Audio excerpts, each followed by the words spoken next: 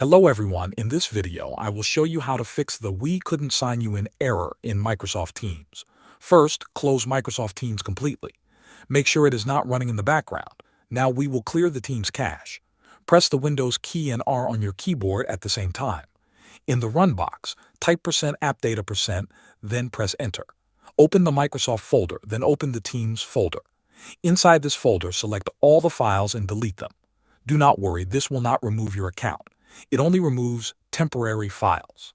After deleting the files, restart your computer.